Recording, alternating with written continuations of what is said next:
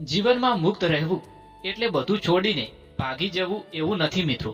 મુક્ત રહેવું એટલે જીવનને, ભગવાનને અને પ્રકૃતિને સંપૂર્ણ સ્વીકારી લેવું. જે થયું છે તે સારું થયું છે, જે થઈ રહ્યું છે તે પણ સારું થઈ રહ્યું છે, અને જે થશે તે પણ કદાચ આપણા કલ્યાણ માટે જ થશે. આવો વિશ્વાસ જ્યારે માણસના મનમાં જન્મે ત્યારે માણસ અંદરથી હળવો બનવા લાગે છે. ઘણા લોકો જીવનમાં એટલા માટે દુઃખી છે કારણ કે તેઓ દરેક વસ્તુને પોતાના નિયંત્રણમાં રાખવાનો પ્રયત્ન કરે છે. લોકો શું બોલશે, ભવિષ્યમાં શું થશે, સફળતા મળશે કે નહીં, આ બધાની ચિંતા માણસને અંદરથી બાંધી નાખે છે. પણ પ્રકૃતિ આપણને દરરોજ એક જ વાત શીખવે છે મિત્રો. નદી સતત વહેતી રહે છે, પવન સતત ચાલતો રહે છે, સૂર્ય ઉગતો રહે છે, અને સમય ક્યારેય અટકતો નથી. પ્રકૃતિ કહે છે, વહેતા શીખો, અટકતા નહીં. તમે જીવનને જેટલું પકડીને રાખવાનો પ્રયત્ન કરશો તેટલું જ દુઃખ વધશે.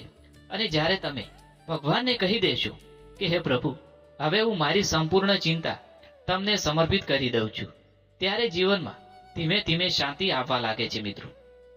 પણ સમર્પણનો અર્થ આળસ નથી મિત્રો. સમર્પણ અર્થ ભાગી જવું નથી. સમર્પણનો અર્થ એ નથી કે હવે કંઈ કરવાનું જ નથી. એક વાત હંમેશા યાદ રાખજો મિત્રો, કર્મ કરવું એ આપણો અધિકાર છે. કર્મ કરવું એ આપણો ધર્મ છે. કર્મ કરવું એ આપણી ફરજ છે. ભગવાન પણ એ જ કહે છે મિત્રો, ફળની ચિંતા છોડો, પણ કર્મ ક્યારેય છોડશો નહીં. તમે મહેનત કરો, સાચા રસ્તા ઉપર ચાલતા રહો, અને સત્ય અને ઈમાનદારીથી જીવન જીવતા રહો. પછી પરિણામ ભગવાન અને પ્રકૃતિ પર છોડી દો. કારણ કે જ્યારે માણસ ફક્ત કર્મ પર ધ્યાન આપે છે ત્યારે ડર ઓછો થઈ જાય છે મિત્રો, ચિંતા ઓછી થઈ જાય છે, અને મુક્ત જીવન થવા લાગે છે. જીવનમાં ઘણી વખત એવું થાય છે મિત્રો કે તમારી મહેનતનું પરિણામ તમને તરત નથી મળતું. લોકો તમને સમજતા નથી, તમારા સારા ઈરાદાની કદર કરતા નથી.